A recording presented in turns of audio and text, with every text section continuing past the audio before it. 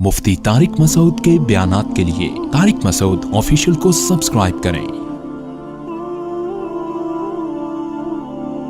Tariq Masood official.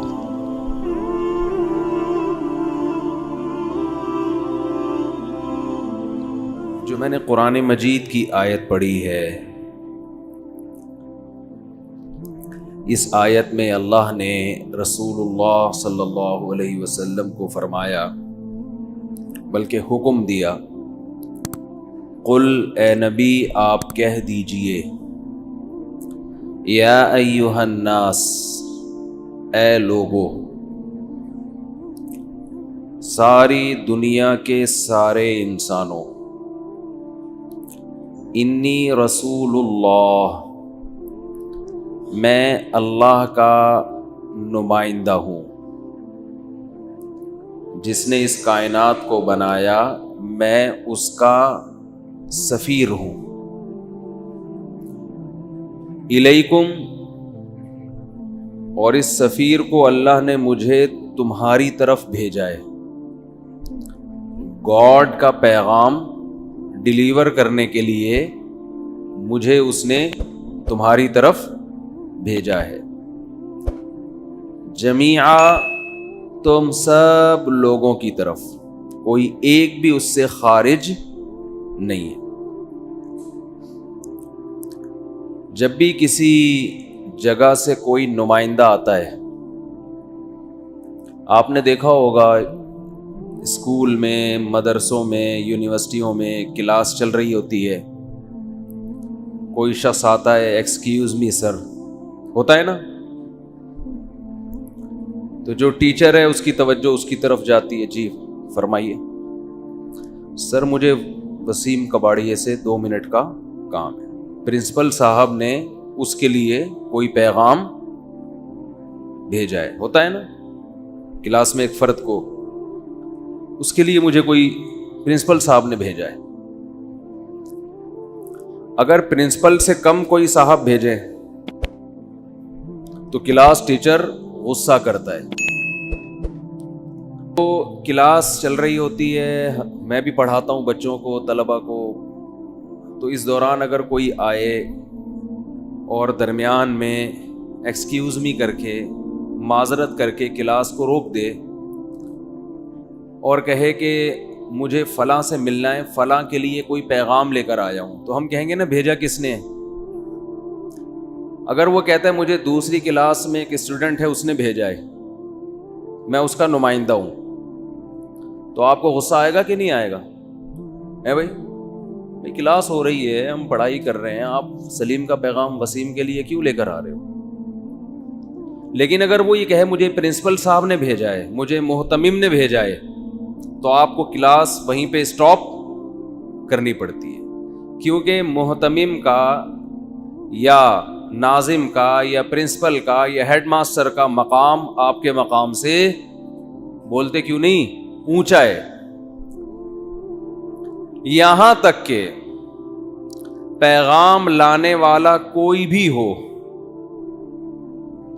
ये नहीं देखा जाता पैगाम लाने वाला कौन है, ये देखा जाता है पैगाम किसका लेके आ रहा है। बाज़ दफा किसी बच्चे के जरिए भी पैगाम पहुंचाया जाता है, बच्चों के जरिए भी, मुंशी के जरिए भी, चौकीदार के जरिए भी। क्या ख्याल है भाई? फिर ये नहीं देखा जाता कि ये चौकीदार है या मुंशी है या बच्चा है, भाई हेडमास्टर ने भेजा है। आफियत इसी में है कि क्लास को वहां पे रोक कर पूछा जाए कि हेडमास्टर साहब ने क्या पैगाम भेजा है। वो पैगाम हमारे ज़माने में ये होता था कि सबको बगैर इम्तिहान के पास कर दो, होता था। अब पता नहीं क्या होता है। स्कूल में हमारे यहाँ नकल हो रही थी, तो हेडमास्टर साहब ने ना हमें खुद ही किताबें पकड़ाना शुरू कर दी। हमारे मदरसों के पीछे लगे रहते हैं ये लोग, मदरसे ऐसे, मदरसे ऐसे। हमने तो दोनों को देखा है भाई, स्कूल कॉलेज को भी देखा है, मदरसों को भी देखा है। दोनों को कंपेयर करेंगे, ज़मीन आसमान का फ़र्क है। तो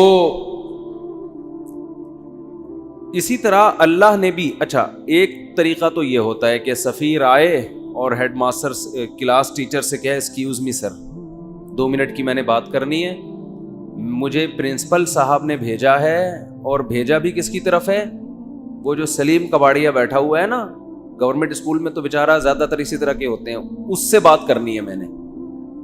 تو بھی کلاس کو روکے گا کہ نہیں روکے گا ٹیچر؟ جا بھائی جو پیغام ہے پرنسپل صاحب کا دے کے نکل پتلی گلی سے.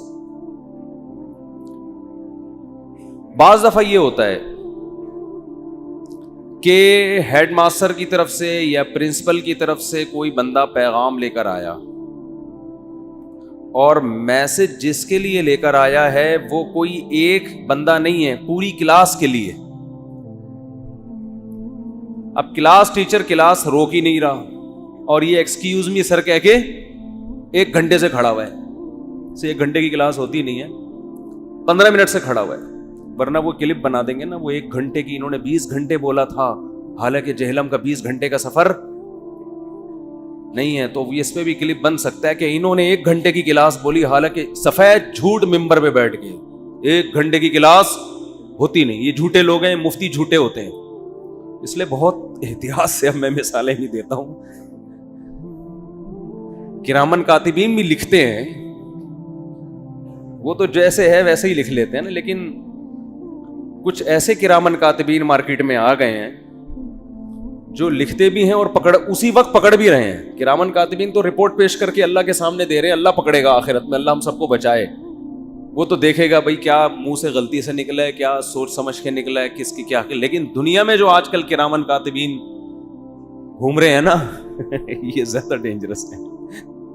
خیر, تو میرا خیال ہے 40 منٹ کی, ہمارے ہاں تو 45 منٹ کی کلاس ہوتی ہے جی, 45 منٹ کی, ہمارے یہاں 45 منٹ کی ہوتی ہے. تو ہم اپنے ہاں کی مثال دے دیں نا. اب جو نمائندہ آیا پرنسپل صاحب کی طرف سے, اس نمائندے نے ٹیچر کو کہا کہ مجھے پرنسپل ایکسکیوز می کر کے کھڑا ہوا ہے آدھے گھنٹے سے, اور ٹیچر لفٹ ہی نہیں کرا رہا اس کو. تو درمیان میں بول پڑے گا, سر مجھے پرنسپل صاحب نے بھیجا ہے, بولے گا نا درمیان میں کہ آپ, میں گھنٹے سے کھڑا ہوا ہوں, آپ کوئی میری طرف توجہ ہی نہیں دے رہے. تو پرنسپل کا لفظ سنتے ہی ٹیچر کے کان کھڑے ہو جائیں گے, بھائی ہم تو سمجھ رہے تھے کسی دوسری کلاس سے آئے. اس کے ساتھ ساتھ اگر وہ یہ کہے کہ سر میں پوری کلاس کے لیے ایک میسج لے کر آیا ہوں پرنسپل صاحب کی طرف سے, اب ٹیچر کا اسے بات نہ کرنے دینا اور بڑی گستاخی ہے یا نہیں ہے بھائی؟ اور بڑی گستاخی ہے. وہ صرف ایک سلیم یا وسیم کے لیے پیغام نہیں لایا, وہ تو پوری کلاس کے لیے پیغام لے کر آیا ہے جس میں آپ بھی داخل ہیں. تو اب یہ اس کی بات نہ سننا, اس کی بات پہ غور نہ کرنا, یہ پہلے سے بھی بڑی بے ادبی اور ہٹ دھرمی ہے. اور اس سے بڑھ کر یہ کہ جو میسج لے کر آیا ہے, جو لانے والا بندہ ہے وہ کوئی چپڑاسی نہیں ہے, وہ دوسری کلاس کا طالب علم نہیں ہے, بلکہ وہ پرنسپل صاحب کا بیٹا ہے یا اور کوئی بڑا آفیسر ہے, یا بڑا زبردست اس کا گیٹ اپ ہے جس سے لگ رہا ہے کہ یہ کوئی, یوں سمجھے کہ کوئی آرمی کا بڑا آفیسر آیا ہوا ہے یا کوئی سائنٹسٹ آیا ہوا ہے. ڈاکٹر عبد القدیر خان آ گیا فار ایگزامپل. سوال پیدا ہوتا ہے پرنسپل صاحب ڈاکٹر عبد القدیر خان کو کیوں بھیجیں گے؟ جواب یہ ہے کہ بھائی انہوں نے کوئی میسج دینا ہے نا. ہمارے یہاں جامعۃ الرشید میں ڈاکٹر عبد القدیر خان آئے تھے, تو ہمارے پرنسپل صاحب نے بھیجا تھا ان کو, وجہ اس کہ بھائی آپ جو بھی میسج ہے وہ طلبہ کو دیں. تو ایسے موقع پہ جب جس کو بھیجنا والا بھی عالی مقام, جس کو بھیجا جا رہا ہے وہ بھی عالی مقام, اور جس کی طرف بھیجا جا رہا ہے وہ بھی عالی مقام, وہ سب کے لیے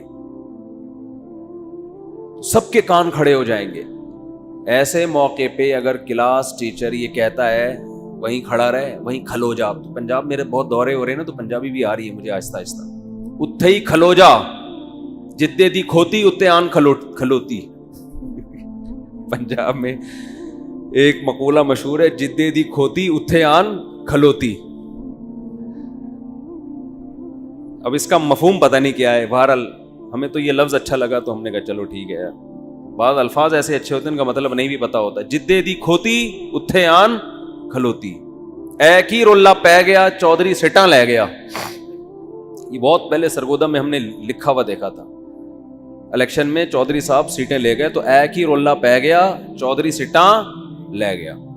خیر، تو ایسے موقع پہ کہ جب بھیجنے والا بھی اعلیٰ، پیغام لانے والا بھی اعلیٰ، اور جس کی طرف پیغام بھیجا جا رہا ہے وہ سب کے سب لوگ ہیں، ایسے موقع پہ اس کے پیغام کی طرف توجہ نہ دینا یہ بھیجنے والے سے دشمنی لینے کے مترادف ہے.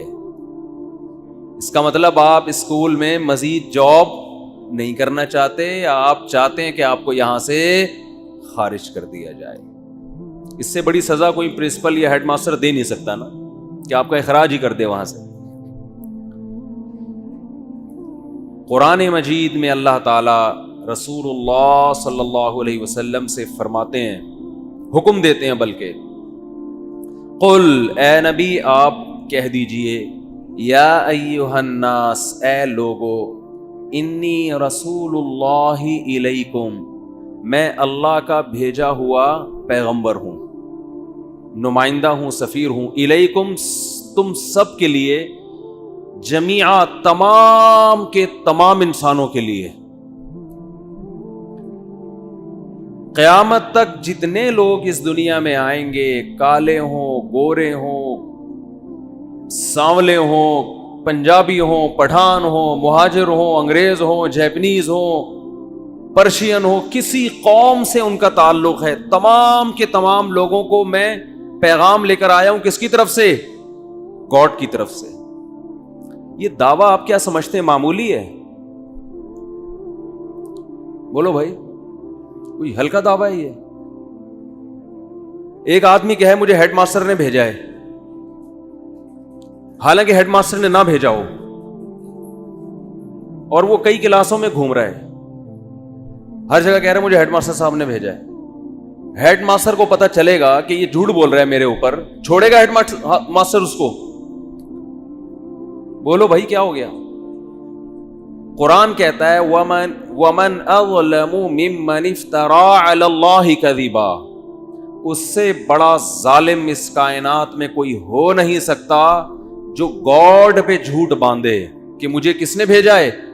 گاڈ نے، حالانکہ گاڈ نے اس کو نہ بھیجا ہو.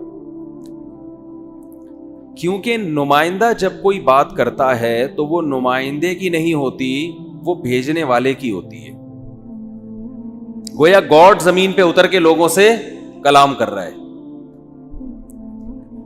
اور خدا کی بات، اس کی قیمت، اگر انسان کو یقین آ جائے نا کہ یہ بات اللہ کی ہے، خدا کی ہے جس نے اس کائنات کو بنایا، تو اس کی بات کے بعد نہ کوئی سائنسدان اس کا انکار کر سکتا ہے، نہ کوئی ڈاکٹر انکار کر سکتا ہے، نہ کوئی پروفیسر، نہ کوئی تاجر، کیونکہ یہ انسانی عقل اس بات کو مانتی ہے کہ خدا سے وَمَنْ أَصْدَقُ مِنَ اللَّهِ قِيلًا، خدا سے زیادہ سچا کوئی ہو نہیں سکتا. لہذا جھگڑا جو ہوا ہے نا اسلام سے غیر مسلموں کا، وہ اس پہ نہیں ہوا کہ ہاں یہ خدا کے نمائندے ہیں اور اللہ کا پیغام ہم تک پہنچا رہے ہیں، ہم مانتے ہیں، لیکن پیغام ان کا غلط ہے، میسج غلط کنوے کر رہے ہیں یہ، اس لیے ہم نہیں مانیں گے. جھگڑا اس پر نہیں ہے اسلام اور غیر اسلام کا، جھگڑا اس پر ہے کہ یہ خدا کے میسنجر ہے ہی نہیں. میں سمجھا پا رہا ہوں اپنی بات؟ مسئلہ یہ ہے کہ وہ کہتے ہیں یہ نہیں ہے، یہ خدا کے میسنجر. بولو، میں بولو بھائی بولتا ہوں تو لوگوں نے اس پہ بنائے ہوئے نا، تو میں تھوڑا سا ٹون چینج کر دوں. جھگڑا اس پر ہے کہ میسنجر آف گاڈ ہے کہ نہیں ہے، اس پر جھگڑا ہے کہ کوئی سرے سے گاڈ ہے بھی کہ نہیں ہے. اگر گاڈ ہے تو یہ میسنجر ہے کہ نہیں ہے. اب آپ مجھے ایک بات بتاؤ، پیغام بھی بہت بڑا ہو، بھیجنے والا بھی بہت بڑا ہو، بھیجا گیا بھی ساری دنیا کے سارے انسانوں کی طرف ہو. اس سے زیادہ کوئی ویلیویبل سفیر اس دنیا میں پایا گیا ہے؟ یعنی سفیر کی بڑی ایک ویلیو ہوتی ہے نا. اور قرآن کہتا ہے کہ اس سفیر کا انکار کرنا اس سے بڑا جرم بھی اس کائنات میں کوئی ہے نہیں. جیسے امریکہ کا کوئی سفیر آئے, وہ پیغام لے کر آیا اور آپ نے کہا میں مانتا ہی نہیں, تو غصہ آئے گا نا امریکہ کو, بھائی ہمارے سفیر کی توہین, سفیر کی انسلٹ اس کنٹری کی انسلٹ سمجھی جاتی ہے. تو خدا نے یہ دعویٰ بھی کیا, اللہ تعالیٰ نے, دیکھو اللہ کو گاڈ بھی کہہ سکتے ہیں, خدا بھی کہہ سکتے ہیں. لوگ اس میں نا طنز کر رہے ہوتے ہیں نیچے کمنٹس میں, اللہ کہیں, خدا کیوں کہہ دیا, گاڈ کیوں کہہ دیا. اللہ کا ایک عالمی نام ہے, علم. علم کہتے ہیں میرا نام میرے والدین نے طارق رکھا, ان کا نام رفیع رکھا, ان کا نام شاکر بھائی رکھا, ان کا نام قاری رشید عبد الرشید رکھا. یہ عالمی نام ہے, علم. علم کہتے ہیں جس میں اس نام میں جو صفت چھپی ہوئی ہے نا اس کا لحاظ نہ کیا جائے, بس ایک نام پڑ جائے. بعض نام ایسے ہوتے ہیں کہ ان کے اندر جو صفت ہوتی ہے نا, مثال کے طور پر بہادر, کسی بچے کا نام کیا ہے, بہت زیادہ بہادر تھا, اس بیس پہ اس کا نام کیا رکھ دیا, بہادر. اب یہ بہادر اس کو کیوں کہا جاتا ہے, اس لیے کہ اس کے اندر صفت کون سی پائی جا رہی ہے, بہادری کی. لیکن بعض دفعہ ایسے ہوتا ہے کہ بھائی ویسے ہی بہادر ہے, ہمیں کیا پتا یہ بہادر بنے گا کہ بزدل بنے گا. تو اب وہ کتنا ہی بزدل ہو, نام اس کا کیا ہے, بہادر.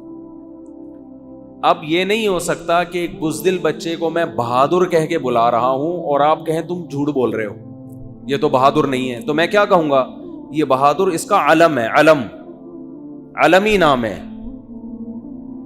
بعض دفعہ ایسے ہوتے ہیں ایک نام صفتی ہوتا ہے لیکن آہستہ آہستہ وہ علم بن جاتا ہے. مثال کے طور پر ایک بچہ بہادر تھا, ہم نے اس کی بہادری کو دیکھ کر اس کا نام رکھ دیا شیر خان. کیا نام رکھ دیا؟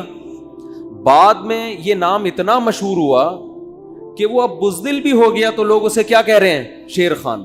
اب بھی اس کو شیر خان کہنا جھوٹ نہیں ہوگا, اس لیے کہ یہ صفتی نام تھا جو کنورٹ ہو کے کیا بن گیا ہے, بول لو کیا ہو گیا, علم بن گیا ہے نا. ارے بعض لوگوں کی چڑ ہوتی ہے نا, وہ شروع میں تو کسی وجہ سے ان کی یہ چڑ ہوتی ہے, بعد میں وہی ان کا نام بن جاتی ہے.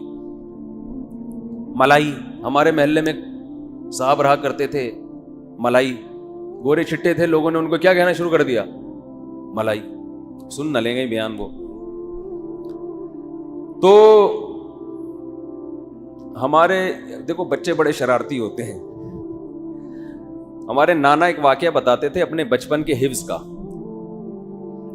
لیکن یار یہ پھر جو اس ٹائپ کے لوگ ہیں نا ان پہ یہ لوگ چڑ بنا کے یہ فٹ کر دیں گے, یہ چٹکلا صحیح نہیں ہے, اس کا ناجائز استعمال ہو سکتا ہے. بچوں کو تو موقع چاہیے ہوتا ہے نا چھیڑنے کے لیے, وہ یہاں سے لطیفے سے وہ لفظ پکڑ کے اس ٹائپ کے جتنے بچے ہیں ان پہ فٹ کرنا شروع کر دیں گے, اس لیے اس کو اسکپ کر دیتے ہیں. تو کہاں تک بات چلی تھی جی؟ ہاں, بہادر, علمی. تو اللہ کا جو علمی نام ہے نا وہ ہے اللہ. پھر جو عربی گرامر کے ماہرین ہیں وہ اختلاف کرتے ہیں الہ سے نکلا ہے یا کسی اور لفظ سے, بہرحال جہاں سے بھی ہے. تو اللہ کا جو علمی نام ہے وہ کیا ہے, اللہ. سمجھتے ہیں, یہ تو اللہ کا عالمی نام ہے. باقی صفاتی نام ہے, الرحمن, الرحیم, کریم, رؤوف, غفار, ستار, ذو انتقام. یہ سارے نام کیا ہیں, صبور, صبر کرنے والا, فوراً حلیم, انتقام نہیں لیتا نا, شکور, قدردان. یہ سارے کیا نام ہیں, بولتے کیوں نہیں, صفتی نام ہے. اللہ کے اندر یہ صفات پائی جاتی ہے. تو صفتی نام کے لیے ضروری نہیں ہے کہ وہ عربی میں ہی ہو, وہ اردو میں بھی ہو سکتا ہے, انگلش میں بھی ہو سکتا ہے, فارسی میں بھی ہو سکتا ہے. سمجھتے ہیں, کسی بھی زبان میں اللہ کی کسی صفت کو ہائی لائٹ کیا جا سکتا ہے. ایک بات. دوسری بات یہ, لوگ یہ اعتراض کرتے ہیں کہ خدا اصل میں اس کا یہ مطلب تھا, فارسی کا یہ لفظ ہے اور وہ غلط مطلب تھا, تو آپ اس کو آج اللہ پہ فٹ کیوں کر رہے ہو؟ بھائی تھا، اب نہیں ہے. آپ خود ہی کہہ رہے ہیں کہ یہ مطلب بعض الفاظ جب وضع کیے جاتے ہیں تو ان کا مطلب غلط ہوتا ہے، لیکن جب وہ کامن ہو جاتے ہیں نا تو اب جو مطلب لوگ لے رہے ہیں وہی مطلب لیا جائے گا. یہ نہیں دیکھا جائے گا کہ جب یہ لفظ ایجاد ہوا تھا تو اس کا کیا مفہوم تھا. وہ تھا، اب نہیں ہے. بہت مشکل ہے، بہت مشکل ہے. گاڈ کا جو بھی مطلب ہو ہمیں اس سے بحث نہیں ہے، وہ تھا. اب جب بھی گاڈ کہتے ہیں تو کس کی طرف توجہ جاتی ہے؟ کائنات کو بنانے والا، کریٹر. بس خدا کو، معبود کو کہتے ہیں جس کی عبادت کی جائے، جو کائنات کو بنانے والا ہے. اب تھا آواز نہیں بحث کرنی، ہمیں جو مرضی تھا. وہ ٹائی کے بارے میں کہتے ہیں نا یہ صلیب کا نشان تھا بھائی، اب نہیں ہے. تھا ہمیں کیا، اب اگر ہوتا تو ہم ٹائی کو حرام کہتے. ارے کوٹ ٹائی پہن کے جاتے ہیں نا لوگ، بچے اسکول جا رہے ہوتے ہیں، صاحب دفتر جا رہے ہوتے ہیں ٹائی پہن کے، تو اس پہ بعض حضرات یہ کہتے ہیں کہ تو کتابوں سے ثابت کرتے ہیں کہ یہ گورے نے صلیب کے طور، پہلے صلیب لٹکاتے تھے نا تو صلیب ہوتے ہوتے ٹائی بن گئی. تو یہ اصل میں یوں تھا. مجھے نہیں پتا یہ تحقیق صحیح ہے یا نہیں ہے. جو چیزیں غیر ضروری ہوتی ہیں میں ان میں تحقیق کرتا ہی نہیں ہوں، میری عادت نہیں ہے. ٹائم بچاؤ بھائی، جو مفید کاموں میں ٹائم لگاؤ. اگر ہم اس تحقیق کو صحیح مان لیں کہ یہ واقعی صلیب کا نشان تھا تو تھا نا، اب تھوڑی ہے. اب تو یہودی بھی پہن رہے ہیں جو صلیب کو نہیں مانتے، اب تو ہندو بھی پہن رہے ہیں جو صلیب کو نہیں مانتے، مسلمان بھی پہن رہے ہیں. زیادہ زیادہ یہ کہہ سکتے ہیں کہ یہ مسلمانوں کا، کہ علماء کا کلچر نہیں ہے، مذہبی لوگوں کا کلچر نہیں ہے. تو اس لیے بہتر یہی ہے کہ وہ لباس پہنا جائے جو اس قوم کے علماء پہنتے ہیں. یہ بہتر ہے، کوئی فرض واجب نہیں ہے. لیکن نہ عیسائیوں سے مشابہت ہے اس میں اور نہ صلیب سے کوئی مشابہت ہے. جو کچھ تھا اب نہیں ہے. کسی کی توجہ بھی نہیں جاتی اب اس طرف کہ کوئی صلیب لٹکا کے گھوم رہا ہے گلے میں. سمجھتے ہو؟ تو اس لیے کمنٹس میں لوگ بار بار لکھ رہے ہوتے ہیں آپ اللہ کا لفظ کیوں نہیں استعمال کرتے، گاڈ کیوں کہتے ہو، خدا کیوں کہتے ہو.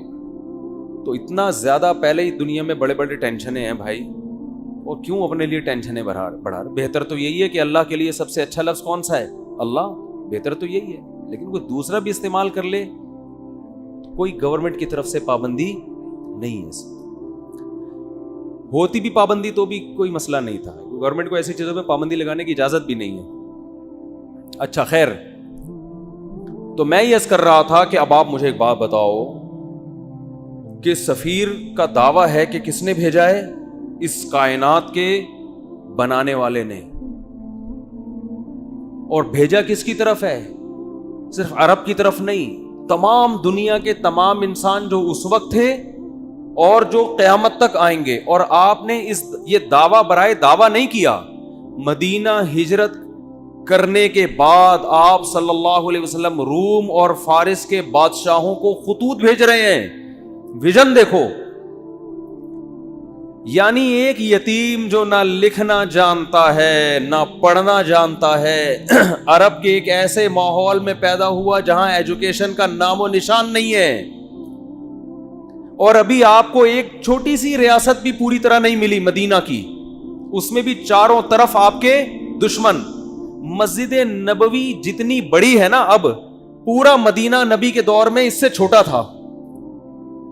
سمجھ میں آ رہی ہے؟ جو مدینہ شہر تھا نا، آج جو مسجد نبوی ہے مدینہ شہر اس سے چھوٹا تھا. پوری اسلامی تاریخ ہے. آپ کوئی ماہر آدمی ہو نا آپ کو بتائے گا مسجد نبی کے اندر یہاں حضرت ابو بکر کا گھر تھا، یہاں حضرت عمر کا گھر تھا، یہاں حضرت ابو ہریرہ آیا کرتے تھے، یہاں یہ ہوتا تھا. یہاں پوری مسجد نبی کے اندر پوری مدینہ کی تاریخ ہے. اتنی چھوٹی سی جگہ، بہت کمزور معمولی سی ریاست جو اپنے پاؤں پہ ابھی کھڑی بھی نہیں ہو پا رہی، سنبھل بھی نہیں پا رہے، اور خطوط لکھے جا رہے ہیں ہرقل کو. ہے بھائی، خطوط کس کو لکھے جا رہے ہیں؟ بڑے بڑے ملکوں. اس وقت ایسے جیسے رشیا، امریکہ اور برٹش، ان حکومتوں کو خطوط لکھے جا رہے ہیں. اس میں کیا کہا جا رہا ہے؟ انی رسول اللہ علیکم جمیعا، مجھے گاڈ نے میسنجر بنا کے بھیجا ہے کس کی طرف؟ آپ کہتے ہیں جب اللہ کو اللہ کہا جائے گا تو گاڈ کیوں کہہ رہے ہو پھر بار بار؟ گاڈ اس لیے کیونکہ یہ لفظ گوروں کے لیے بھی ایکسیپٹیبل ہے نا. گاڈ کو تو وہ بھی مانتے ہیں نا, اللہ کو نہیں مانتے. گاڈ کو تو مانتے ہیں نا, تو اس لیے میں گاڈ کا لفظ استعمال کر رہا ہوں. سمجھ رہے ہو کہ نہیں سمجھ رہے؟ لبرل لوگ بھی بولیں یہ اللہ کیوں لے کر آ رہے ہیں بیچ میں؟ تو بھئی گاڈ کا لفظ سب کے لیے قابل قبول ہے کہ نہیں ہے؟ انگلش میں خدا کو کیا کہتے ہیں؟ گاڈ کہتے ہیں. کیونکہ انگریز بھی او مائی اللہ نہیں کہتے, او مائی گاڈ کہتے ہیں. آپ کہہ سکتے ہیں کہ انگریز تو آپ کا بیان سن نہیں رہے, تو وہ لوگ ضرور سن رہے ہیں جو انگریزوں سے ڈسے ہوئے ہیں. ٹھیک ہے, اور ہو سکتا ہے یہ ٹرانسلیشن ہو جائے انگلش میں بات, یہ بھی ممکن ہے. نہیں بھی ہو تو کوئی ترجمہ کر کے بتا دے. کچھ گوروں نے بھی بیانات سنے ہیں. تو اب میں آپ سے ایک بات عرض کر رہا ہوں کہ دنیا میں اس سے بڑے سفیر کی کوئی مثال مل نہیں سکتی, جو دعویٰ بھی کر رہے ہیں کہ میں تمام لوگوں کی, اللہ کی طرف سے تمام انسانوں کا رسول, اور اس دعوے پر عمل بھی کر کے دکھا رہے ہیں. بڑے بڑے بادشاہوں کو خطوط لکھ رہے ہیں. بعض بادشاہوں نے جب آپ کا خط دیکھا تو اسے پھاڑ دیا. آپ نے فرمایا اللہ اس کے اسی طرح ٹکڑے کرے گا جس طرح اس نے میرے خط کو پھاڑا ہے. آپ کہہ سکتے ہیں بھائی کسی کے خط کو پھاڑنے پر اتنی بڑی بد دعا کیسے دی جا سکتی ہے؟ بات یہ ہے کہ دعویٰ جتنا بڑا ہو اس دعوے کا انکار بھی اتنا ہی بڑا جرم ہوتا ہے. اس کے ذمہ لازم تھا, کیونکہ نئے پیغمبر کا لوگ انتظار کر رہے تھے. لوگوں کو یقین تھا کہ حضرت عیسیٰ ابن مریم آخری نبی نہیں ہے. عیسائی بھی انتظار کر رہے تھے, یہودی بھی انتظار کر رہے تھے. ایسے موقع پہ اگر کوئی دعویٰ کرے تو دعویٰ سنتے ہی اس کو پھاڑ ڈالنا یہ اللہ سے دشمنی لینے کے مترادف ہے. اس لیے رسول اللہ صلی اللہ علیہ وسلم نے فرمایا لا يسمع بی احد من هذه الامہ یہودیا کان او نصرانیا ثم لم یؤمن بالذی ارسلت به الا دخل النار. فرمایا میری پوزیشن یہ نہیں ہے کہ کوئی میری دعوت سنے, اس کا دل چاہے تو مان لے, دل چاہے تو نہ مانے. نا نا نا نا نا نا, میری حیثیت یہ ہے کہ اس امت میں کوئی یہودی عیسائی میرے بارے میں سنے اور پھر تحقیق کر کے مجھ پر ایمان نہ لے کر آیا تو اس کا ٹھکانہ جہنم کی آگ ہے. اس نے اس کو ویلیو کیوں نہیں دی؟ بالکل اس کی مثال ایسے جیسے کلاس روک کر ایک شخص کہہ رہا ہے مجھے پرنسپل نے بھیجا ہے, اور ٹیچر اس کی بات کو لفٹ کرانے کے لیے تیار نہیں ہے, تو آپ کیا سمجھتے ہیں پرنسپل چھوڑ دے گا اس کو؟ اور وہ کہہ بھی رہے کہ میں سب پوری کلاس کے لیے پیغام لے کر آیا ہوں, اور پیغام بھی بہت اہم ہے. آج لبرل لوگ اعتراض کرتے ہیں نا, یہ کیا بات ہے محمد صلی اللہ علیہ وسلم پر کوئی ایمان نہ لے کر آئے تو جہنم میں جائے گا. اتنی اتنی سی باتوں پہ جہنم ہے بھائی, اتنی اتنی سی باتوں پہ. یعنی وہ کہتے ہیں نا یہ لوگ ذرا ذرا سی بات پہ کہاں پھینک رہے ہوتے ہیں جہنم میں ڈال. بھائی اتنی سی بات ہے نہیں, کیونکہ دعویٰ یہ کہ مجھے خدا نے بھیجا ہے. اب آپ کے ذمے ہے کہ آپ تحقیق کرو کہ یہ اپنے دعوے میں جھوٹے ہیں یا سچے. آپ اس کان سے سن کے اس کان سے نکالنے کا آپشن آپ کے پاس ختم ہو گیا. ابھی آپشن نہیں ہے آپ کے پاس کہ ادھر سے سنیں اور ادھر سے نکال دیں گے یار یہ مسلمانوں کے مذہبی معاملات ہیں, چھوڑو. آپ کہہ سکتے ہیں کہ کیا دلیل ہے آپ کے پاس کہ محمد ابن عبداللہ صلی اللہ علیہ وسلم اس دعوے میں سچے تھے؟ کیا دلیل ہے آپ کے پاس؟ ہم کہتے ہیں 1400 سال پہلے جو آپ کی نبوت کے برحق ہونے کے دلائل تھے وہ تو تھے, وہ لوگوں نے اپنی آنکھوں سے دیکھے. 1400 سال کے بعد جو آپ کے برحق ہونے کے دلائل ہیں وہ پہلے سے بھی زیادہ ہیں, وہ اس سے بھی زیادہ ہیں. اگر خدا محمد صلی اللہ علیہ وسلم کو میسنجر بنا کے بھیجتا اور یہ نہ کہتا کہ یہ آخری پیغمبر ہیں, تو خدا کے ذمے محمد صلی اللہ علیہ وسلم کی تعلیمات کی حفاظت بولو نہیں تھی. کیا خیال ہے؟ اللہ کہہ دیتا کہ ان کی تعلیمات جب مسخ ہوں گی تو میں دوسرا پیغمبر بھیج دوں گا. خدا نے محمد ابن عبداللہ صلی اللہ علیہ وسلم کے بارے میں 2 دعوے کیے، یہ میرے میسنجر ہیں اور لاسٹ میسنجر، ان کے بعد کوئی نبی نہیں ہے، کیونکہ ساری دنیا کے سارے انسانوں کے لیے۔ اس دعوے میں اللہ نے ایک اور دعویٰ کر دیا کہ ان کی تعلیمات کو میں قیامت تک کے لیے محفوظ کر دوں گا، ان کی تعلیمات قیامت تک کے لیے۔ بولو نا کیا ہو گیا بھائی؟ وہاں میں پشاور میں بیان کر رہا تھا، ایسا بول رہے تھے لوگ یار، چپ کرانا، سرگودا میں بیان ہوا، چپ کرانا مشکل ہو گیا، لوگ چپ ہی نہیں ہو رہے تھے، وہاں کہنا پڑ رہا تھا مجھے بھی بولنے دو گے کہ نہیں دو گے؟ بول، پنجاب لسی پائے، کراچی میں چائے، چائے کے اثرات ہیں۔ سوچتا بہت ہے آدمی چائے پی کے، بولتا نہیں ہے، سوچتا رہے، جہاں بولنے کا موقع ہوتا ہے وہاں بھی کیا کر رہا ہوتا ہے؟ سوچ رہا ہوتا ہے۔ اتنی اچھی صحت رہی ہے نا، میرا 2 ہفتے کا دورہ ہوا کے پی کے پنجاب، ایسے ایک چھینک بھی نہیں آئی، پھر کراچی اتر کے چھینکیں شروع۔ تو اللہ کے ذمے تھا کہ محمد صلی اللہ علیہ وسلم کی تعلیمات کی حفاظت کرتے۔ یہ حفاظت خود اس کی دلیل ہے کہ محمد صلی اللہ علیہ وسلم لاسٹ میسنجر آف گاڈ ہیں، ورنہ کسی یتیم جو نہ لکھنا جانتا ہو نہ پڑھنا جانتا ہو، اس کی تعلیمات کی اللہ کی قسم اسباب کی دنیا میں ایسی حفاظت کا انتظام اس زمانے میں تو ممکن ہی نہیں تھا، ناممکن، اور اس زمانے میں بھی اتنا پروٹوکول ملنا کسی کو ممکن نہیں ہے۔ ہمارے نبی صلی اللہ علیہ وسلم کی جو سیرت ہے اس کے 2 پہلو ہیں، خوب غور سے سنیں، 2 پہلو ہیں آپ کی سیرت کے۔ ایک پہلو وہ ہے جس میں آپ خدا کی طرف سے کوئی میسج دے رہے ہیں کہ یہ الاؤڈ ہے اور یہ ناٹ الاؤڈ، خدا ان کاموں سے خوش ہوتا ہے اور ان کاموں سے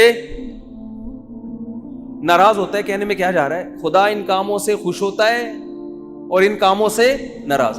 جب کوئی کہے بولو تو خدا نہ بولنے سے ناراض ہوتا ہے، یہ بھی ایک ہے نا۔ ان کاموں سے اللہ خوش ہوگا اور ان کاموں سے اللہ ناراض ہوگا۔ ہمارے بچے بھی میری نقلیں اتار رہے ہیں یوں یوں کر کے، میں گھر گیا میری بچی یوں یوں کر رہی ہے، ابو ایسے بیان کرتے ہیں۔ جس گھر میں بچے نہیں ہیں نا وہ گھر نہیں ہے، ہوٹل ہے۔ پتہ نہیں کس فطرت کے خلاف زندگی پہ تمہیں لوگوں نے، فیملی پلاننگ والوں نے ڈال دیا۔ اللہ کا شکر ہے میں مولوی ہوں، الحمدللہ، میں ان نظریات سے پہلے دن سے متاثر ہی نہیں ہوا، اس لیے شادیاں بھی کر لیں، بچے بھی پیدا ہو گئے الحمدللہ، گھر جاتے ہیں خوشیاں ملتی ہیں، اللہ اور خوشیاں نصیب کرے۔ میں تو اپنے بچوں کو دیکھ کے کہتا ہوں یار ان سے ہمیں محروم کر رہے تھے۔ یہ جس کے پاس وحی کی تعلیم نہیں ہے نا، خدا کی قسم خود بھی گمراہ ہے، دوسروں کو بھی گمراہ کرے گا۔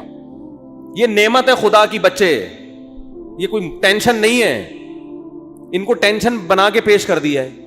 نہ توکل، نہ گھروں میں آبادی، بڑھاپے میں اور عذاب۔ کہ میں آپ سے عرض کر رہا تھا محمد صلی اللہ علیہ وسلم کی تعلیمات 2 قسم کی ہیں، جلدی سے بات کو سمیٹ رہا ہوں میں۔ ایک وہ تعلیمات جو اصل ہیں جس کے لیے آپ صلی اللہ علیہ وسلم کو بھیجا گیا، حکم دیا گیا کہ آپ بتا دیں کہ ان باتوں سے خدا خوش ہوتا ہے اور ان باتوں سے خدا ناراض ہوتا ہے، یہ اصل ہے جس کے لیے آپ کو بھیجا گیا۔ اور سیرت کا ایک پہلو وہ ہے جس کا جو اصل نہیں ہے، اس کا تعلق آپ کی ذاتیات سے ہے۔ کوئی سفیر جب آپ کے پاس آتا ہے پیغام لے کر، تو آپ کو دلچسپی ہوتی ہے کہ اس کا گیٹ اپ کیسا تھا۔ جو بھی مشہور شخصیات ہوتی ہیں نا، لوگ ان کو دیکھنا چاہتے ہیں، ان کے بارے میں پوچھتے ہیں۔ میں جب تک ویڈیو پہ نہیں آتا تھا لوگ پوچھتے تھے کیسے ہیں بھائی مفتی صاحب، موٹے ہیں، پتلے ہیں، لمبے ہیں، ٹھگنے ہیں، کیا ہیں، لوگ پوچھتے تھے میرے بارے میں۔ ہم شکر ہے اس وقت ویڈیو نہیں بناتے تھے کیونکہ ہم بہت باریک تھے، آواز جاندار رکھی ہوئی تھی، باڈی باریک۔ تو لوگ مجھے کہتے تھے جیسی آپ کی آواز ہے آپ خود بھی ویسے ہی۔ میں کہتا نہیں، تسمع بالمعید خیر من ان تراه، مجھے دیکھنے سے بہتر ہے سننے پر اکتفا کرو۔ تو شکر ہے 2013 میں حج کر کے آیا تو کچھ گزارا ہو گیا۔ تو انسان کو جس سے محبت ہوتی ہے اس کے گیٹ اپ کو بھی جاننے کی کوشش بولو کرتا ہے. ہمارے نبی صلی اللہ علیہ وسلم کا گیٹ اپ کیسا تھا؟ اس کا براہ راست اسلام سے کوئی تعلق نہیں. اس مقصد کے لیے اللہ نے بھیجا نہیں ہے. یہ وہ احکام ہیں جو نسبتاً کم ویلیو رکھتے ہیں. ایک تو ہے نا آرڈر، یہ کرو یہ نہ کرو، یہ تو اصل ہے نا جس کے لیے سفیر کو بھیجا جائے. اللہ نے آپ صلی اللہ علیہ وسلم کی سیرت کا وہ پہلو جس کی ویلیو نسبتاً کم ہے اس کی ایسی حفاظت کی ہے، یہ بتانے کے لیے کہ جو اصل تھا اس کی کیسی حفاظت کی ہوگی. آج محمد ابن عبداللہ صلی اللہ علیہ وسلم کے بارے میں کوئی ایک حرف اگر کہتا ہے تو اس کا یہ دعویٰ دلیل کے بغیر قبول بولو نہیں ہے. میں ایک مثال پیش کرتا ہوں. امام ترمذی امام بخاری کے شاگرد ہیں. اللہ کے سفیر محمد ابن عبداللہ صلی اللہ علیہ وسلم کے بارے میں امام ترمذی نے دعویٰ کیا کہ محمد صلی اللہ علیہ وسلم کا گیٹ اپ ایسا تھا. پورا گیٹ اپ نہیں بیان کیا جا رہا، صرف اتنا کہ آپ کے سامنے کے جو دو دانت تھے ان کے درمیان میں خلا تھا، تھوڑا سا ڈسٹینس تھا، تھوڑا سا بول لو فاصلہ تھا. یہ کتنی معمولی سی بات ہے یار. کوئی سفیر آپ کے پاس پیغام لے کر آیا ہے، آپ کسی سے پوچھ رہے ہیں اس کے سامنے کے دانتوں میں خلا تھا یا نہیں تھا؟ ہے بھائی بہت ہی بھائی تھا یا نہیں تھا تو کیا کرنا ہے اس سے. لیکن امام ترمذی یہ بات بیان کر رہے ہیں. لیکن امام ترمذی کو پتا ہے یہ اتنا بڑا دعویٰ کر رہا ہوں میں کہ جس شخصیت کی بات ہو رہی ہے نا ان کا یہ دعویٰ ہے کہ مجھے خدا نے انسانوں کی طرف پیغمبر بنا کے بھیجا ہے. امام ترمذی کو یہ بات معلوم ہے کہ میں نے اگر دعویٰ کر دیا کان النبی صلی اللہ علیہ وسلم افلج الثنیتین کہ نبی کے دو دانتوں کے درمیان میں خلا تھا، یہ دعویٰ کر دیا، یہ امت مجھے چھوڑے گی نہیں. کہ کہاں سے تمہیں پتا چلا؟ آپ مورخین سے پوچھ نہیں سکتے کہ آپ کو کیسے پتا چلا، وہ اپنے لکھ رہے ہوتے ہیں بس. اور اگر وہ دلیل بھی پیش کرتے ہیں تو وہ دلیل اس اتنی مضبوط نہیں ہوتی. اتنی سی بات کو بیان کرنے کے لیے امام ترمذی سند لے کر آئیں گے. حدثنا عبداللہ ابن عبد الرحمن. امام ترمذی کہتے ہیں مجھ سے عبداللہ ابن عبد الرحمن نے بیان کیا. وہ عبداللہ جو عبد الرحمن کے بیٹے ہیں. عبداللہ ابن عبد الرحمن کو کیسے پتا چلا کہ نبی کے دو دانتوں کے درمیان خلا تھا؟ بھائی انہوں نے تو نبی صلی اللہ علیہ وسلم کو دیکھا نہیں. وہ کہتے ہیں حدثنا ابراہیم ابن المنذر. مجھ سے ابراہیم نے بیان کیا جو منذر کے بیٹے ہیں. بھائی ابراہیم ابن منذر نے تو نبی کا زمانہ نہیں پایا، ان کو کہاں سے پتا چلا؟ وہ کہتے ہیں ابراہیم ابن المنذر کہتے ہیں حدثنی عبد العزیز ابن ابی ثابت الزہری. مجھ سے عبد العزیز نے بیان کیا جو ابو ثابت الزہری کے بیٹے ہیں. بھائی عبد العزیز جو ابو ثابت الزہری کے بیٹے ہیں ان کو کہاں سے پتا چلا؟ جی انہوں نے تو نبی صلی اللہ علیہ وسلم کو دیکھا نہیں. وہ کہتے ہیں حدثنا اسماعیل ابن ابراہیم. مجھ سے اسماعیل نے جو ابراہیم کے بیٹے ہیں انہوں نے بیان کیا. حضرت اسماعیل جو ابراہیم کے بیٹے ہیں ایسے تو سینکڑوں ہیں، یہ کون سے والے اسماعیل اور ابن ابراہیم کی بات کر رہے ہیں؟ کہتے ہیں ابن اخی موسیٰ ابن عقبہ. وہ اسماعیل ابن ابراہیم جو موسیٰ ابن عقبہ کے بھتیجے ہیں. اچھا جی اسماعیل ابن ابراہیم نے تو محمد صلی اللہ علیہ وسلم کو نہیں دیکھا. امام ترمذی آپ کیسے دعویٰ کر رہے ہیں کہ محمد صلی اللہ علیہ وسلم کے دانتوں کے درمیان میں خلا تھا؟ اسماعیل ابن ابراہیم جو موسیٰ ابن عقبہ کے بھتیجے ہیں انہوں نے نبی کا زمانہ نہیں پایا. وہ کہتے ہیں قال حدثنی موسیٰ ابن عقبہ. وہ کہتے ہیں مجھے میرے چچا موسیٰ ابن عقبہ نے بتایا. بھائی موسیٰ ابن عقبہ نے بھی نبی کا زمانہ نہیں پایا. وہ کہتے ہیں موسیٰ ابن عقبہ کہتے ہیں حدثنی قریب. مجھ سے عبداللہ بن عباس کے شاگرد قریب نے بیان کیا. ارے بھائی قریب نے بھی محمد صلی اللہ علیہ وسلم کو نہیں دیکھا. امام ترمذی کہتے ہیں ذرا خاموش ہو جاؤ. قریب کہتے ہیں حدثنی عبداللہ ابن عباس. مجھ سے عبداللہ ابن عباس نے بیان کیا اور انہوں نے نبی کے چہرے انور کی طرف دیکھ کے فرمایا کان النبی صلی اللہ علیہ وسلم افلج الثنیتین کہ نبی کے سامنے کے دو دانتوں کے درمیان میں خلا تھا. ایسی حفاظت محمد صلی اللہ علیہ وسلم کے گیٹ اپ کی خدا نے کی ہے سوچو تعلیمات کی کیسی حفاظت کی ہوگی. آج کوئی ایسی شخصیت ہے جو یہ اٹھ کے دعویٰ کرے کہ میں خدا کا بھیجا ہوا پیغمبر، اور اس کے پاس اپنے دعوے کی صداقت کا اتنا بڑا ثبوت ہو جو ثبوت محمد صلی اللہ علیہ وسلم کے سچے ہونے کا تھا. آپ کہہ سکتے ہیں یہ ایک حدیث ہے، ایسی ہزاروں حدیثیں ہیں، ایک بات بھی اگر آپ محمد صلی اللہ علیہ وسلم کی طرف منسوب کرتے ہو سند کے بغیر امت اس کو قبول بولو نہیں کرتی. اور سند بھی کیسی خاندانی. آپ کہہ سکتے ہو امام ترمذی سے کہ حضرت آپ کہتے ہیں مجھ سے عبداللہ ابن عبد الرحمن نے بیان کیا، ہو سکتا ہے یہ بندہ بھی آپ نے خود ہی گڑھ لیا ہو. بھئی کہنے پر گورنمنٹ کی طرف سے کوئی پابندی ہے؟ بولو آپ کو مجھ سے فلاں نے بیان کیا، اگلے کو کیا پتا فلاں کون ہے.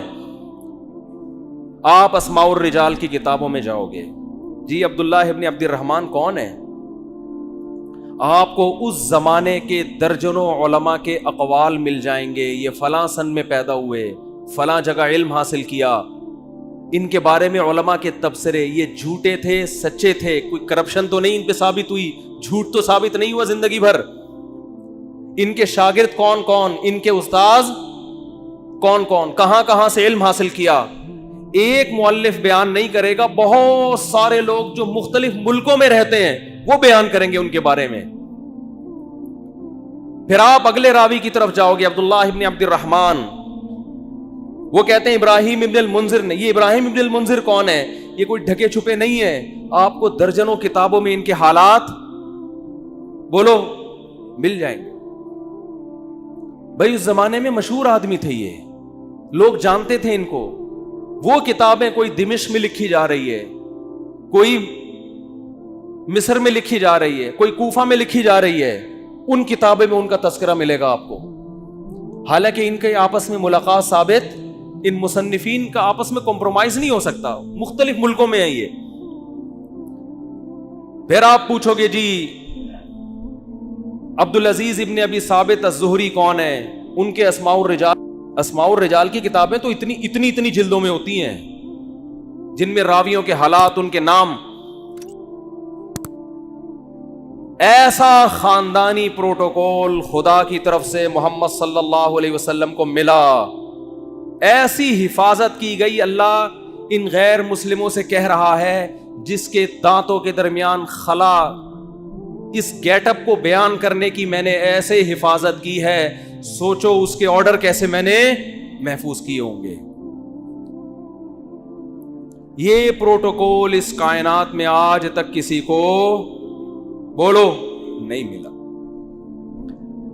ہم یہ سیرت سن کے خوش ہوتے ہیں، ہونا بھی چاہیے، لیکن اس میں ہمارے لیے ایک پیغام ہے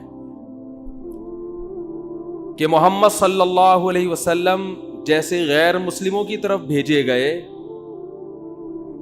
تو مسلمانوں پر بھی لازم ہے یا نہیں کہ آپ صلی اللہ علیہ وسلم کو فالو کریں. امام بخاری اپنی سند سے حدیث لے کر آتے ہیں، نبی صلی اللہ علیہ وسلم نے فرمایا اعفوا اللحا، نبی نے خدا کا پیغام پہنچایا، داڑیاں بڑھاؤ.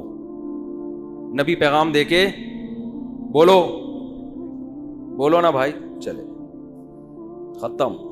اللہ کی حجت اپنے بندوں پر تمام. اب جب آپ یہ حدیث دیکھیں گے، آپ امام بخاری سے پوچھیں گے نا یہ آپ کو کس نے کہا کہ نبی نے حکم دیا؟ امام بخاری سند، مجھ سے فلاں نے، مجھ سے فلاں نے، مجھ سے فلاں نے. پھر ان راویوں کی آپ ہر جگہ تحقیق کر سکتے ہو. پھر امام ترمذی بھی بیان کر رہے ہیں، امام مسلم بھی بیان کر رہے ہیں. کیوں؟ کہ کل قیامت کے دن اللہ آپ سے سوال پوچھے گا کہ میں نے اپنے میسنجر کے ذریعے پیغام پہنچایا تھا کہ اللہ کی طرف سے تمہیں حکم ہے داڑھی بولو نا بھائی بڑھاؤ. بس تمہیں اگر کوئی کنفیوژن تھی کہ پتہ نہیں حکم دیا ہے کہ نہیں دیا، تو میں نے تمہاری وہ کنفیوژن دور کر دی تھی. بس آپ کہہ سکتے ہیں اللہ اگر تیرا اتنا اہم حکم تھا تیرے حبیب کا، تو میں نے جب داڑھی نہیں رکھی تو سزا کیوں نہیں ملی؟ اللہ کیا کہے گا؟ یہ دنیا دارالامتحان تھی، دارالجزا کیا ہے؟ بولتے کیوں نہیں بھائی؟ بس اب آپ کی مرضی. مولوی صاحب بھی آپ کو یہ حدیث سنا کے جمعہ پڑھا کے گھر نکل جائیں گے، کیونکہ مولوی صاحب کا پولیس سے کوئی تعلق. قرآن کہتا ہے نا محمد صلی اللہ علیہ وسلم کے بارے میں کہ لست علیہم بمسیطر، آپ ان پر نگہبان نہیں ہیں. میسنجر کا کام حکم پہنچانا ہوتا ہے، منوانا بولو نہیں ہوتا. تو میسنجر کا کام پیغام پہنچانا بس. اسی پیغام میں جو خدا نے اپنے حبیب صلی اللہ علیہ وسلم کو دیا، اس میں حکم دیا ان کو پیغام پہنچا دو بس، آگے نہیں کچھ. لا تقربوا الزنا. اچھا کچھ پیغام ایسے ہیں جو خدا کی ذات سے نکلے ہیں براہ راست، قرآن کی شکل میں محفوظ ہوئے، کہ اس میں اے نبی ہم جب کسی کو پیغام دے کے بھیجتے ہیں، بعض دفعہ پیغام اتنا اہم ہوتا ہے کہ وہ لکھ کے دے دیتے ہیں بھائی یہ پڑھ کے سنا دو، اور بعض دفعہ کہتے ہیں یہ بھی بتا دینا یہ بھی بتا دینا. تو اس میں میسنجر کے الفاظ اپنے ہوتے ہیں، پیغام بھیجنے والے کا ہوتا ہے. حدیث بھی اللہ کا پیغام ہے، الفاظ کس کے ہیں؟ محمد صلی اللہ علیہ وسلم کے. قرآن بھی اللہ کا پیغام، الفاظ بھی کس کے؟ اللہ کے. تو جو اللہ نے قرآن میں حکم دیا، جو پیغمبر نے قرآن پہنچایا، اور وہ بھی اسی طرح محفوظ ہے، اس میں بھی ذرہ برابر تبدیلی نہیں ہوئی. اس پیغام میں کیا ہے؟ لا تقربوا الزنا. ان سے کہہ دو کہ زنا کے قریب بھی پھٹکنے کی اجازت. بولتے کیوں نہیں. زنا کرنا تو دور کی بات.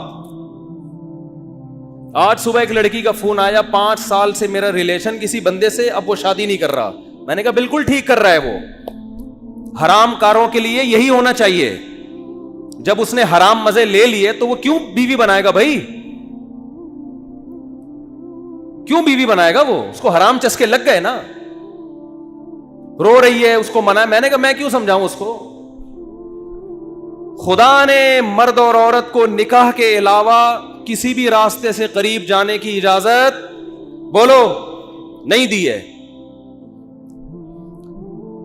محمد صلی اللہ علیہ وسلم جو گاڈ کا پیغام لے کر آئے، دیکھو غیر مسلم زنا کر سکتا ہے، کرے وہ کہہ رہا ہے میں نہیں مانتا محمد صلی اللہ علیہ وسلم کو، اس پہ خدا خود ہی نمٹ لے گا قیامت کے دن.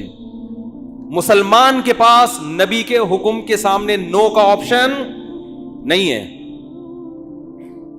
محمد صلی اللہ علیہ وسلم جو پیغام لے کر آئے گاڈ کی طرف سے، اس میں یہ تھا کہ تمہیں 5 ٹائم اللہ کے گھر میں جمع ہو کے میری عبادت کرنی، اور عبادت کا طریقہ بھی بتا دیا. اس میں فجر کی نماز بھی، ظہر کی نماز بھی، عصر بھی، مغرب بھی اور عشاء بھی. آپ نماز کے لیے آ جائیں، آپ کی مرضی، نہ آئیں، کوئی مولانا صاحب پولیس لے کے آپ کے گھر نہیں پہنچیں گے. اس سے اس خوش فہمی میں نہ رہیں کہ نماز آپشنل ہے. نہ نہ نہ نہ. اللہ نے محمد صلی اللہ علیہ وسلم کو اپنا سفیر بنایا اور آپ کی نبوت پہ سینکڑوں دلائل قائم کر کے بتا دیے کہ تمہارے اوپر میری حجت تمام ہو چکی ہے، تم آؤ نہ آؤ تمہاری مرضی. کل قیامت کے دن جب میں انتقام لوں گا تو تم یہ نہیں کہہ سکو گے کہ اللہ معاذ اللہ نقل کفر، محمد صلی اللہ علیہ وسلم کی نبوت صحیح نہیں تھی، یا اللہ مجھے یقین نہیں تھا کہ محمد صلی اللہ علیہ وسلم نے 5 نمازوں کا حکم دیا بھی ہے کہ نہیں دیا. تو یہ حجت اللہ کی بندوں پہ تمام ہو چکی ہے. اللہ نے محمد صلی اللہ علیہ وسلم پر جو کلام نازل کر کے ہم تک پہنچایا، اور محمد صلی اللہ علیہ وسلم کے ذریعے جو بندوں کو اپنا میسج پہنچایا، اس میسج میں شراب لیگل ہے یا انلیگل ہے؟ بولو انلیگل. آپ کو شراب کے قریب جانے کی اجازت نہیں ہے. خدا نے جو اپنا پیغام محمد صلی اللہ علیہ وسلم کے ذریعے ہم تک پہنچایا، اور پوری سندوں کے ساتھ، اور قرآن تو سند کا محتاج ہی نہیں ہے، اس قرآن میں ہمیں حکم دیا گیا کہ بہن کی وراثت آپ کو کھانے کی اجازت. بولتے کیوں نہیں؟ بعض گاؤں دیہاتوں میں بیان کرتا ہوں نا، لوگ بڑے خوش ہو رہے ہوتے ہیں. جہاں بہن کی وراثت کی بات ہے، میں دیکھ رہا ہوتا ہوں لوگوں کے چہرے کی ہوائیاں اڑ، ایک نعرہ آتا ہے ماشاءاللہ ماشاءاللہ، لگ رہا ہوتا ہے اس کے ابا بھی مرے ہی نہیں ہیں. بہت سے دیہاتی علاقوں میں پوری پوری زمینیں کھا جاتے ہیں, بہنوں کو بولو نہیں دے. ہمارے نبی نے جو ہمیں پیغام پہنچایا نا خدا کا, اس پیغام میں یہ بھی ہے کہ باپ کے مرنے کے بعد بڑا بھائی چھوٹے بھائی کی وراثت بولو نا نہیں کھا سکتا, اور باپ کے کاروبار پہ قبضہ نہیں کر سکتا, چاہے وہ باپ کی زندگی میں وہ کاروبار خود ہی چلا رہا ہو. یہ غریبی ہے. ابا کی زندگی میں جو ابا کے کاروبار کو پروموٹ کرتے ہو, یہ ابا کی خدمت کہلائے گی. اس کی وجہ سے آپ کی کاروبار میں شرکت نہیں ہوگی. وراثت میں سب کو دینا پڑے گا. آپ یہ نہیں کہہ سکتے میں نے یہ گٹکے کی دکان کو یہاں تک پہنچایا ہے, تو اپنی دکان پہنچاتے ہیں نا, ابا کی پہنچاؤ گے تو ابا کا کاروبار بڑھ رہا ہے, اس میں ثواب ملے گا. لوگ آتے ہیں کہ ایک صاحب کہنے لگے میں نے ابا کے کاروبار کو یہاں سے اٹھا کے وہاں پہنچایا, مجھے ابا کے بعد کیا ملے گا؟ میں نے کہا ثواب ملے گا, اس پہ آپ بہت زیادہ ملے گا. سب صرف ثواب, میں نے کہا بہت زیادہ ثواب ملے گا, اس کے علاوہ کچھ بھی نہیں ملے گا. یہ ابا کا بزنس ہے بھائی. ابا کی گائے آپ خدمت کر کے ختم, یہ جمعے کے بعد اعلان کروں گا. ابا کی گائے کی خدمت کر کے اس کے 2 بچے ہو گئے گائے کے, تو یہ کس کے بچے کہلائیں گے؟ گائے کے بچے. اور گائے کس کی ہے؟ ابا کی. تو ابا کے ہی ہوں گے نا, آپ کے تھوڑی ہو جائیں گے. یہ بڑھوتری جب ہوتی ہے تو جس کی چیز ہو اسی میں بڑھوتری ہوگی. آپ وسیم بھائی کو کھلا کے آپ نے ڈبل کر دیا وسیم بھائی, تو وہ وسیم بھائی آدھے آپ کے تھوڑی ہو جائیں گے کہ جی میرے کھلائے ہوئے کی وجہ سے ڈبل ہو گئے, لہذا آدھے میرے آدھے آپ اپنے ہیں. بھائی جس چیز میں گروتھ ہوتی ہے تو وہ وہی چیز کہلاتی ہے. سمجھتے ہو؟ سمجھتے سب ہیں. ہاں ایک صاحب, کیا کریں یار, مثالیں اتنی ہیں, چھوڑو وقت بھی پورا ہو گیا ہے. تو بھائی یہ جو خدا کے پیغامات ہم تک آئے ہیں نا, اللہ کے پیغامات, ان پیغامات میں کچھ تو آپشنل ہیں, کچھ تو اللہ نے خود ہی اختیار دے دیا. تہجد پڑھو, نہیں پڑھو ٹھیک ہے, پڑھ لو گے اچھی بات ہے, نہیں پڑھو تو ضروری نہیں. اشراق پڑھ لو اچھی بات ہے, نہیں پڑھو تو کچھ غریبیاں بھی رکھی ہیں اللہ نے, وہ تمہاری مرضی. لیکن کچھ ایسے ہیں جس میں جو حلال و حرام سے جن کا تعلق ہے. داڑھی رکھنا ضروری ہے, اور بہنوں کی وراثت ان کے حوالے کرنا ضروری ہے. بڑے بھائی کے لیے چھوٹے یتیم بچوں کا مال, بلکہ جو حمل ہے نا ماں کے پیٹ میں, اس کا بھی وراثت میں اتنا ہی حصہ ہے جتنا زندوں کا اور بڑوں کا حصہ ہے. 1 دن کے حمل کا وہی حصہ ہے جو بال بچوں والے آدمی کا حصہ ہے. اس حمل کو بھی ماں کو گرانے کی اجازت نہیں ہے. تو یہ خدا کے احکامات ہیں جن میں اللہ نے 2 اور 2 4 کی طرح اپنے دین کو واضح کر دیا ہے. اور اللہ فرماتے ہیں وَلَا تَحْسَبَنَّ اللَّهَ غَافِلًا عَمَّا يَعْمَلُ الظَّالِمُونَ, ظالم جو کچھ کر رہا ہے اللہ کو اس سے غافل نہ سمجھو, کیونکہ یہ دنیا دار الامتحان ہے, دار الجزا نہیں ہے. جزا آخرت میں ہوگی. اللہ مجھے بھی محمد صلی اللہ علیہ وسلم پر حقیقی ایمان نصیب کرے, آپ صلی اللہ علیہ وسلم سے محبت نصیب کرے, اور اللہ ہمیں آپ صلی اللہ علیہ وسلم کی تعلیمات کو فالو کرنے کی توفیق عطا فرمائے. وما علینا الا البلاغ.